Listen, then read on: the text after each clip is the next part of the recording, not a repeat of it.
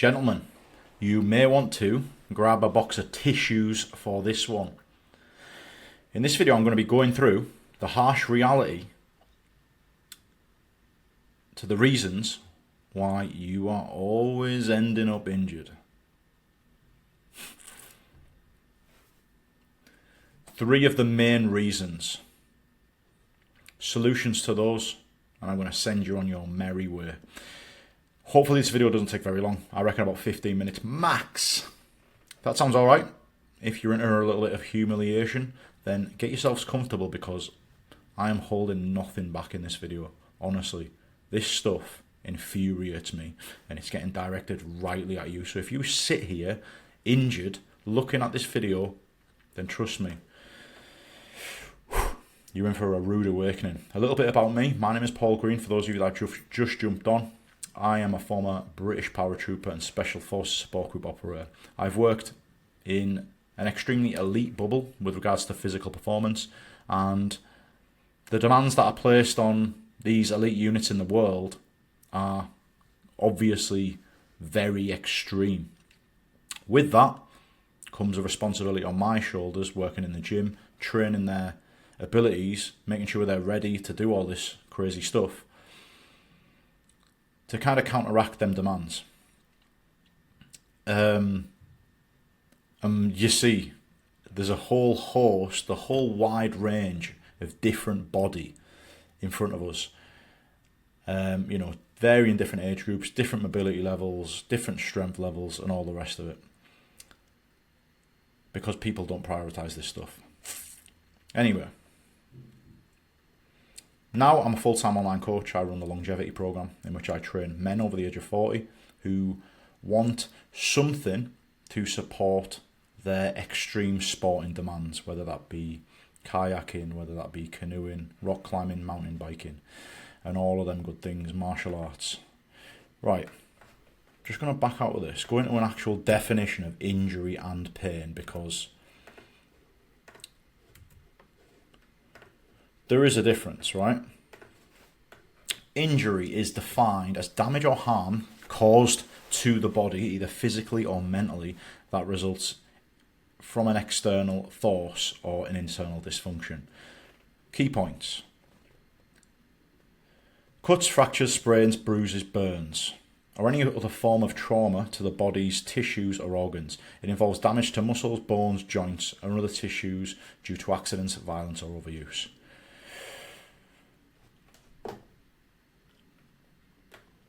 In layman's terms, an injury is usually happens by a single moment in time. A split second, and then this happens to your knee. Or a single moment, this happens to your ankle. However, the overuse part is a little bit more misleading. That is accumulation over time of certain stress leading to an issue. Right? Pain, complex and subjective sensory emotional experience associated with potential tissue damage. You've got acute, which is short and intense, and then you've got, when I scroll down, you've got chronic, that persists over a longer period. Right, I'm going to go back off all of this, and I'm going to go straight back into this. There's the definition done. What I want to bring into the mix with regards to this, right, is pain doesn't necessarily mean injury. Now, if the pain definition there is, tissue damage. Now, when you're training, you're actually in a very safe environment. You're in control of all of the variables, and you are actually trying to get tissue damage. So the next day, you are going to be sore, you're going to be in pain, you're not going to be injured. The day after, if you've had a really good training session, you might even have more soreness, more pain. Pain is normal, right? When you're in this business of strength training at a very high intensity. Pain should not be associated with injury. Now, another thing that I just want to talk about just while I'm on this point, people that have injuries have pain, yeah? Does that mean that they cannot train that area very sensibly to alleviate the injury by adding, let's say, strategic stress and damage of the muscle fibers to get the muscle fibers stronger, especially in injured areas. Now, isn't that a crazy thought? Right, number one, straight into it.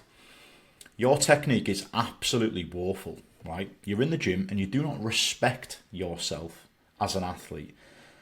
It's like a bull in a china shop approach. You have no care about the muscles and the joints and how they work because it's boring. You don't care. And you don't move well in the gym. And if anybody comments on it, you just say, oh, well, I'm getting old. It's all right. I'm allowed. I get a free pass because of age. Gentlemen, this is absolutely pathetic.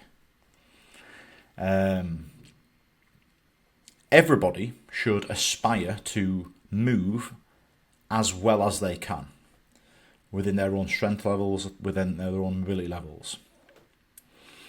So this should not even be a thing. You should respect yourself. You should have athletic pride.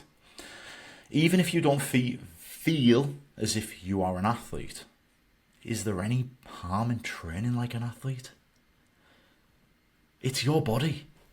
You've only got one of them. Right. Enough on that one. We'll touch on it in a bit. We'll touch on the solutions in a bit. This is not just a grilling, boys. Number two, obviously, this is a no-brainer. You are weak as piss. And this usually crops up when you have other priorities. And your other priorities do not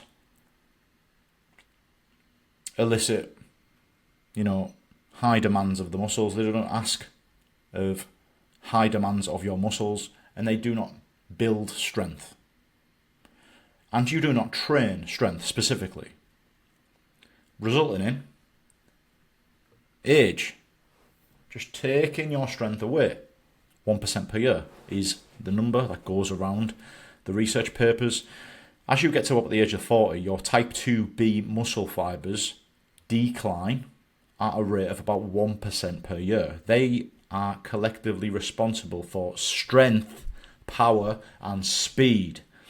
If you are not doing anything to counteract that, you will become weak as piss. And now you think that might be fine. I'm getting old. My friends are also weak as piss. That is normal. Injuries are normal when you are 50, 60-year-old.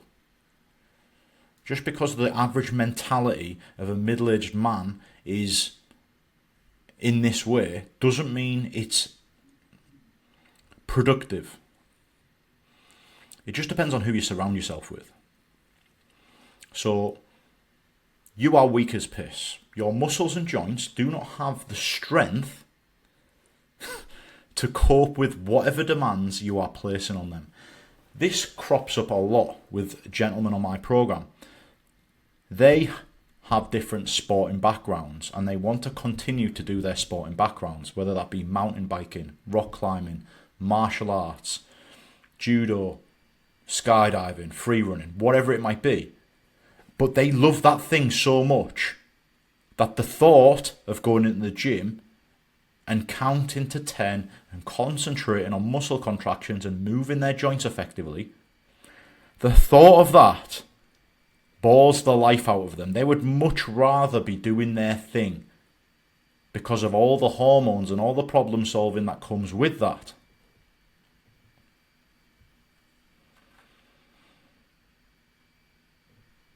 When you get injured and your solution to not being strong enough in that moment,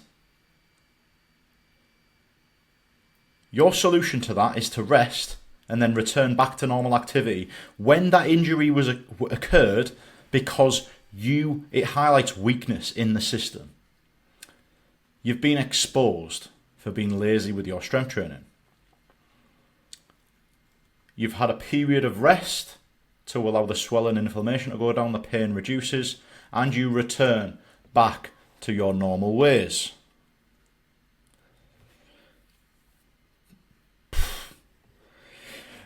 Mental. Reason number 3. You change your training sessions so regularly to keep them fresh, because you want the training sessions to be exciting.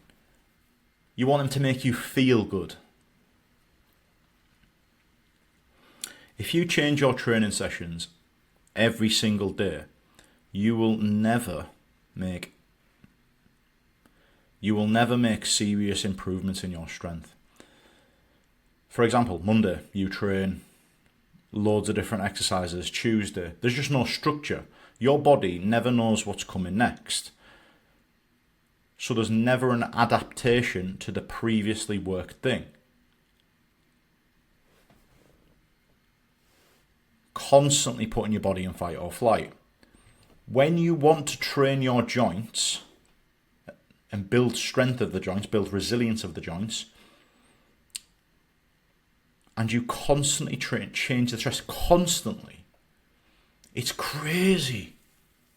It's so stupid. Honestly, it's absolutely mental. And I cannot believe that this is commonly a thing. And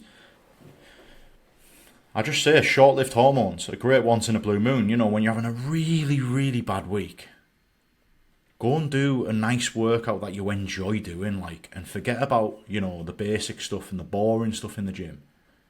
Go and do a gym session that makes you feel great, because feelings at that moment in time are the priority. Every other time in the gym, your feelings are not the priority. The priority is the long-term vision. Are you doing what needs to be done in order to get your joints and muscles to where they need to be in 3 months, 4 months, 5 months, 6 months' time? Does that make sense? Right, solutions to all. Athletic pride. I say this all the time. Just because you're not an athlete doesn't mean you should not consider yourself one. And this starts with, honestly, probably about an hour of research. Just a basic understanding of the muscles and the joints you're training.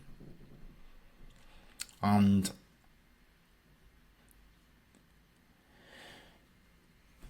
it's on the next slide in here. I'm not going to touch on it now.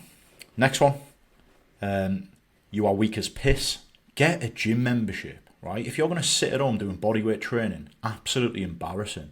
You will get strong for about 3 or 4 weeks, and you'll be plateauing. You'll be going nowhere. I always say bodyweight training is good if you will not train, right? But honestly, it takes you probably 2 or 3 times much more time to get the same sort of strength gains from bodyweight training as it does actually weight training. So, suck it up. Get a gym membership. And if you can't get a gym membership, then just buy some gym kit, get some gym kit in your house. Make your house the gym. And follow any strength training program for 3 months. Follow it if it's boring. Just keep doing it. Keep training hard.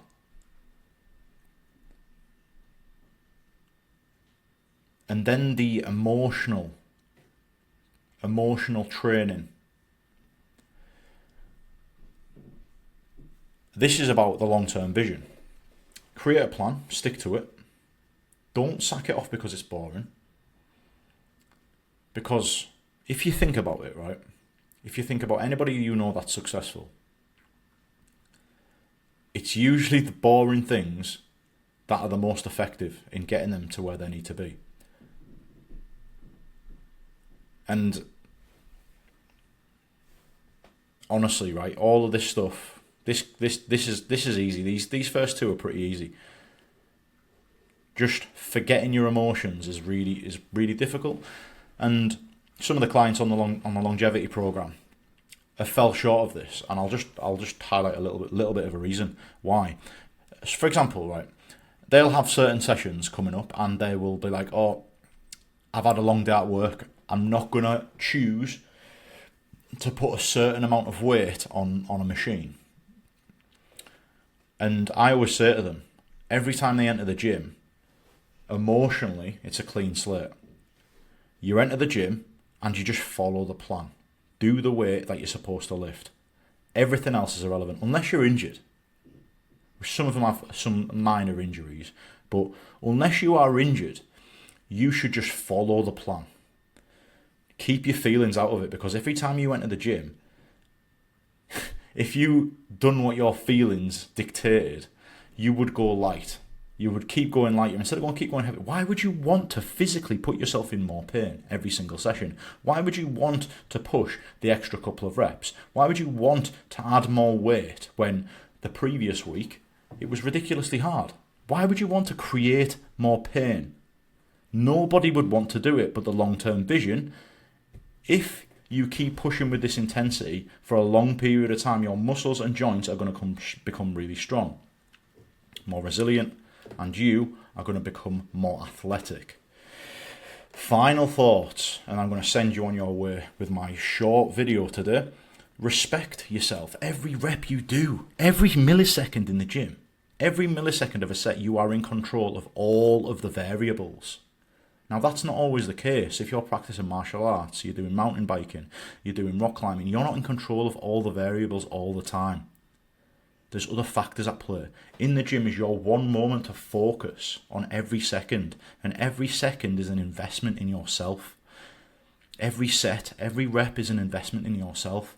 And if you're like a bull in a china shop, just ragging weights around because it feels good, it's not good enough. Honestly, it's not good enough. It really is, because it'll show. In 5 years' time, 10 years' time, it'll show. You'll have nothing to show for it. Prioritise strengthening your joints, and don't blame your laziness on age. Do you know what I mean? Everybody has excuses.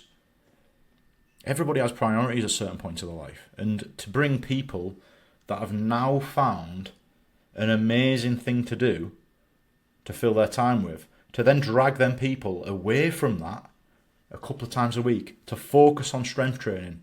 Man, honestly, I sit here and I appreciate how hard that is.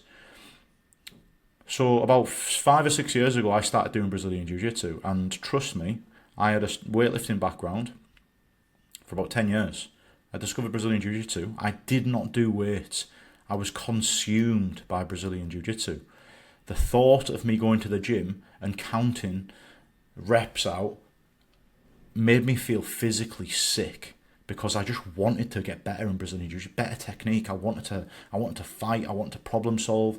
I wanted to just do all the amazing things and all the hormones associated with that amazing thing. The community, the social side of it, how fun it is. But now I've dragged myself back away from it, and now it's balanced, 50-50. Probably gym sessions and Brazilian Jiu-Jitsu sessions equally prioritised throughout my week. The weightlifting is the boring thing, but it's the most useful when you've got that long-term vision. If I was to just do Brazilian Jiu-Jitsu every single day, my elbows, they'd be fucked. My knees, would be fucked. I have to do the weights. And you have to do the weights as well. And if you don't, you will suffer. You will regret it. Simple as that. This channel is not a curative channel. It's not finding people that have neglected their bodies for 20 years and I'm going to come here, you're going to jump on my program and I'm going to cure all your friggin' shit.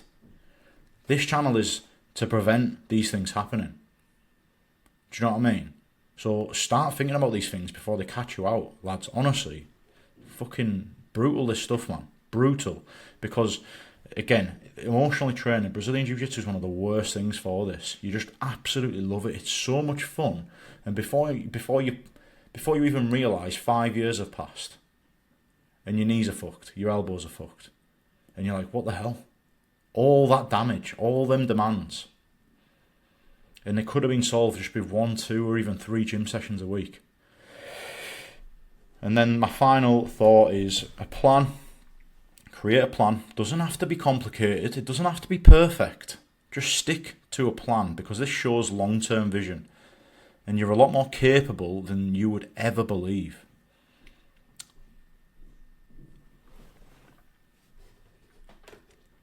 Gentlemen, 20 minutes. Thank you for your time. Absolute pleasure. Very passionate subject of mine. If you enjoyed this video, leave a like, subscribe to the channel, and I'll see you tomorrow.